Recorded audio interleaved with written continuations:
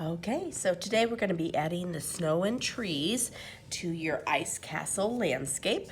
And then here obviously are two nice examples that has everything already finished and glued on the paper. So first thing is you are going to get your paper back. If you still need to add more details with the chalk pastels, you can do that now. As long as the building's done and your pathway's done, you're good. I did add like some hills back here or little soft lines to represent the hills. That's an option, and some people could do like northern lights would look really great too. And then we're gonna eventually get a green piece of paper, and this is where we're gonna have the trees drawn. So you can see how I've done some zigzags so I can have lots of different trees in here. So I have a choice A and B. We'll talk about that in a little bit too. So right now we're gonna focus on this. And so you're gonna get white paint and then a brush. I'm gonna choose kind of a medium, larger brush for this. And we're gonna kind of do like the fluffy white snow using that dry brush method. So we're gonna show some of this blue paper. That's gonna be important that it shows through. So you'll just get a little bit of paint on your brush, and then you literally, and it's not gonna show up a ton right now, and don't worry, it's just the blue paper, how it reacts. When it dries, it will show the white more. I'm not sure why, this is just how it absorbs. But I can definitely see the spaces because I can see that the paper is wet in areas and dry in others. And you can see a little bit of the white snow. I'm just kind of going around. I'm not trying to paint the whole thing. I'm just kind of going around my edges and then brushing it and not worried about some of that blue showing through. I actually think it would be nice for some of the blue to show through to make it look interesting and not such like a flat white paint. So you can see it's starting to show up a little bit on that side. Okay, so I'm painting this part first, okay? And then I'm gonna set this aside so it can dry a little bit. And then I'm gonna put the brush down for just a moment. Now I'm gonna get my green piece of paper, and this is where I'm gonna draw out my trees. So these are two different options. Option A would be to set it tall like this and do like a zigzag on that direction and zigzag this direction. Choice B would just to be setting it tall and doing like a big zigzag. So it's really up to you what you wanna do. I think I'm gonna do A. So I'm gonna start with that side zigzag here. So I'm gonna start at the corner of the paper. I'm gonna go down, up, down. Then I'm gonna turn the paper and go from the corner, zigging it, zagging it there to the next corner, okay? And then I'll take scissors and cut it out. Grab my scissors, so grab a pair. So I got my scissors here. I'm gonna cut it out.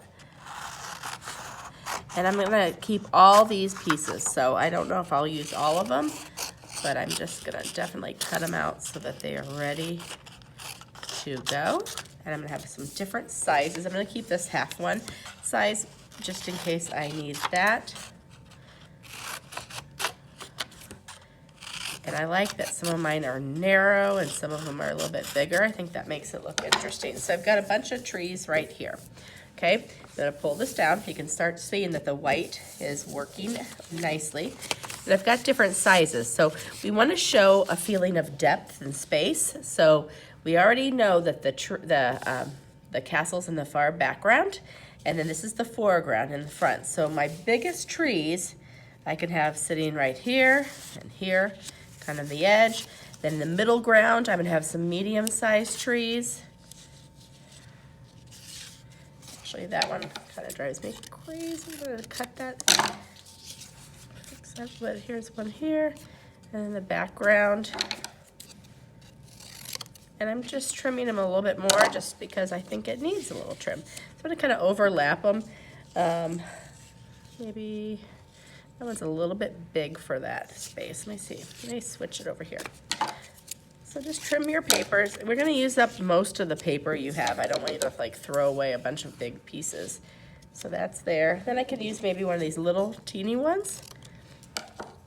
And it's so small, so I'm gonna have it much farther away. So you can see how I kind of arranged it on here. Biggest in the front, and then I kind of get medium to smaller in the back. And then when you glue it on, just like before, you don't need a lot of glue. Just a little glue so it holds on. And then make sure it sticks. Don't worry about if any glue sticks out of the sides, because we are, we're gonna put this on the drying rack. Okay, and I'm just gonna do this right side so I don't take up too much of your time. And there's that one. I'm gonna hold it on. So I'll do the other side in a little bit, and then notice how this kind of sticks out a little bit. So what I could do is just take my scissors and trim that off like that, and then hold it down so it lays nice and flat. So I do it on the right side like I did, do the same thing on the left side, okay? Then we're gonna add a little bit of snow to our trees. So we're gonna use that paint again. And I'm just gonna have a little snow at the tip, kind of in the middle and at the bottom. And just like before, when the paint dries, it's gonna show up a lot more. So I'm just kind of doing like a little squiggly, just to give it some texture. I'm in the middle here. And at the bottom, because this one's much bigger. Okay, and then I'm gonna do the same thing on the other side, okay? So we're done with this brush. Now I'm gonna do a little snow falling, so I wanna find the firmer brush like this. So like the red and the gold brushes work great. And we're gonna kind of take our thumb and kind of flick the paints like that. So I'm gonna get a little bit of paint on my brush, and then I'm gonna flick some paint. See, a little bit more paint. There we go. So I'm gonna flick some paint on here, go right on top of where my trees are. And just like before, it's very subtle. I don't even know if you can see it really well from where you are on the screen, but I can definitely see some of this white on here, and I know when it dries, it's gonna stand out a little bit more, okay? So first thing you did today, check any chalk areas that you still need to fill up. Then you're gonna get your paper, the green paper, oh, I'm sorry, let me skip that. Chalk, then you're gonna get your white paint and paint the ground, the snow area on either side of the path. Then you're gonna get your green paper, draw some zigzags on the paper for your trees, and you're gonna have the biggest trees in the front, medium, and small. Glue those down. Then I took my brush and I painted a little bit of white paint on my trees so that they have some snow on them. And then the last step was taking the firmer brush and flicking it so you had snowflakes falling in the sky. Okay, and then this will go on the drying rack.